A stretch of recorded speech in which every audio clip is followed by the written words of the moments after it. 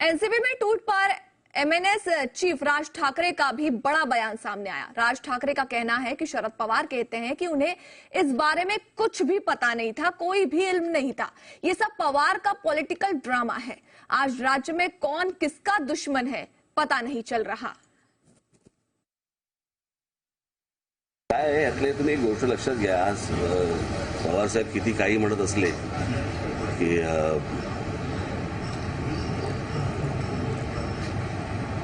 त्यांचा काही संबंध नाही या गोष्टींचा वगैरे। दिलीप वळसे पाटील, प्रफुल्ल पटेल, छगन भुजबळ वगैरे वगैरे हे असेच जाणार नाहीत।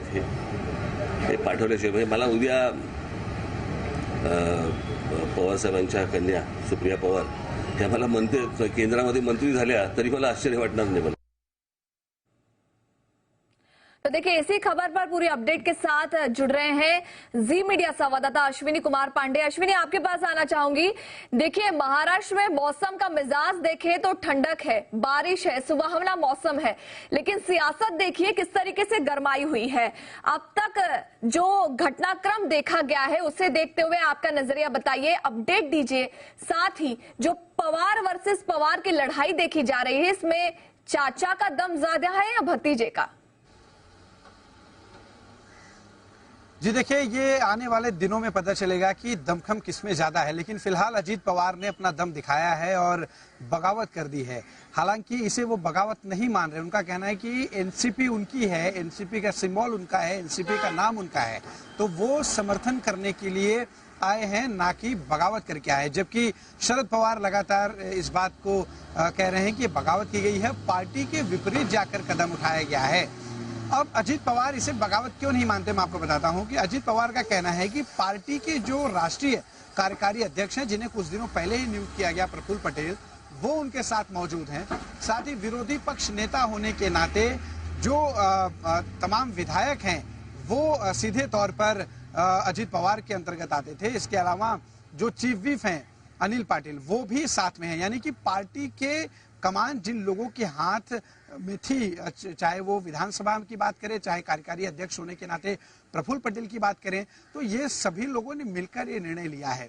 लेकिन पार्टी अध्यक्ष अभी भी शरद पवार हैं। ऐसे में शरद पवार का साफ तौर पे कहना है कि ये पार्टी के गतिविधियों के खिलाफ जाकर इस तरह से एक स्टेप लिया गया है। बहरहाल लगातार शरद पवार की तरफ से स्टेटमेंट आ रहा है। उनका कहना है कि वो पहली बार इस तरह की कोई स्थिति नहीं देख रहे हैं, इसके पहले भी वो इस तरह की स्थिति से गुजरे हैं। उनके लिए कोई नई बात नहीं है। वो पार्टी को एक बार फिर से सिरे से खड़ा करेंगे। अभी पार्टी भले ही कुछ विधायक जो है टूट कर गए हों, उनका ये भी कहना है कि आने वाले दिनों में जो विधायक गए हैं वो वापस आएंगे और बहुत लोग आना भी चाहते हैं। शरद पवार खेमे से कहा जा रहा है कि कुछ लोगों को बगैर पूरी जानकारी दिए ही उनका हस्ताक्षर लिया गया है। इस तरह के दावे विधायकों ने उनसे किए हैं, ऐसा शरद पवार खेमे का कहना है। वहीं जयंत पाटिल जो करीबी माने जाते हैं शरद पवार के, और हमने देखा कि जब शरद पवार ने इस्तीफा दिया था तो वो लगातार उनके बगल में बैठे थे और काफी मायूस भी दिखाई दे रहे थे। और उनका कहना था कि शरद पवार अपना इस्तीफा वापस ले, और बाद में शरद पवार ने इस्तीफा वापस लिया, जिसे बीजेपी लगातार एक तरह से ड्रामा और एक तरह से एक फिल्म बनाई गई इस तरह से कहती रही है। जयंत पाटिल जो महाराष्ट्र के अध्यक्ष पद पर हैं, काफी सालों से हैं, उन्हें आज कार्यकारी अध्यक्ष प्रफुल्ल पटेल ने हटा दिया है और उनकी जगह पे सुनील तटकरे को अध्यक्ष बनाया है। अगर हम एक साल पीछे जाके देखें तो जिस तरह की स्थिति शिवसेना के साथ हुई थी, शिवसेना कि जो उद्धव गुट था वो एकनाथ शिंदे गुट के लोगों को पदों से हटा रहे थे, और एकनाथ शिंदे गुट है वो उद्धव ठाकरे गुट के लोगों को पदों से हटा रहे थे। वही स्थिति इस वक्त एनसीपी की भी है। एनसीपी की तरफ से शरद पवार की अध्यक्षता वाली जो एनसीपी है वो लगातार उन लोगों को पदों से हटा रही है जो कल के शपथ विधि के समारोह में शामिल हुए थे। 9 लोगों ने तो शपथ विधि में हिस्सा लिया, बाकायदा वो मंत्री बने, लेकिन ऐसे कई लोग थे जिन्होंने शपथ विधि में सिर्फ वहां मौजूदगी दर्ज करी थी, उन्हें भी पार्टी से निकाला जा रहा है, उनके पदों से हटाया जा रहा है। जी बिल्कुल, तो हर कोई अपने अपने पावर का इस्तेमाल करते हुए नजर आ रहा है। जिस तरीके से सियासत आगे बढ़ती जा रही है, तेज होती जा रही है, और इसी बीच हम देखें तो अजित पवार गुट ने एक बात और कही है कि नाम और सिंबल हमारा होगा, या फिर उसके ऊपर दावा ठोक दिया है। इस पर शरद पवार पार्टी की तरफ से कुछ बयान सामने आए हैं, उनका कुछ कहना है इस पर?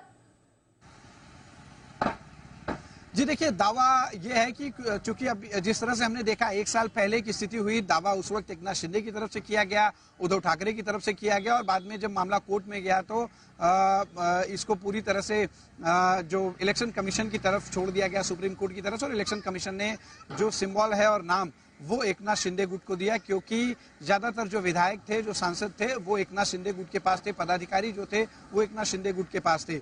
उसी तरह की स्थिति यहाँ पर भी बनती दिख रही है और मामला जाहिर है कि इलेक्शन कमीशन में जाएगा और इसकी शिकायत भी शरद पवार गुट से करी गई है। तो ऐसे में दोनों पक्ष, यानी शरद पवार का गुट और अजीत पवार का जो गुट है, ये दोनों ही अपनी बातें इलेक्शन कमीशन के सामने रखेंगे और आखिरी जो फैसला है वो इस मामले में इलेक्शन कमीशन लेगा कि पार्टी और जो सिंबल है वो किसको दिया जाए। और ये सब कुछ इसके लिए हालांकि एक लंबा प्रोसेस होगा, जैसे हमने जो है शिवसेना, एकनाथ शिंदे गुट और उद्धव ठाकरे के गुट में हमने देखा कि एक लंबी जो है कानूनी लड़ाई चली और बाद में इलेक्शन कमीशन की तरफ से एकनाथ शिंदे को सिंबल और नाम दिया गया। तो ये स्थिति क्या यहाँ पर बनेगी, ये जाहिर है कि जब मामला इलेक्शन कमीशन के पास जाएगा तब सब कुछ स्थिति साफ होगी। साथ ही अयोग्यता का जो मामला है उसे डिस्क्वालिफिकेशन को लेकर 9 लोगों के नाम विधानसभा अध्यक्ष राहुल नार्वेकर को शरद पवार खेमे की तरफ से दिया गया और कहा गया है कि पार्टी की गतिविधियों के खिलाफ जाकर इन्होंने स्टेप्स लिया है, ऐसे में इन्हें अयोग्य ठहराया जाए। अब देखना होगा कि किस तरह से राहुल नार्वेकर निर्णय लेते हैं, क्योंकि अभी भी उनके पास 16 विधायकों की अयोग्यता का मामला चल रहा है, जो जिनको लेकर उद्धव ठाकरे का खेमा कोर्ट में गया था और कोर्ट ने अपने ऑर्डर में साफ तौर पे कहा कि चूंकि ये पूरा का पूरा अब ये लड़ाई कानूनी लड़ाई भी बन गई है। अब इलेक्शन कमीशन क्या कुछ निर्णय लेता है, क्या कुछ फैसला सुनाता है, इस पर नजर रहेगी। और देखा जाए तो दोनों पक्ष अपने दावे तो पेश कर रहे हैं, लेकिन किसके दावे में कितना दम है वो आगे समझ में आएगा। शुक्रिया अश्विनी।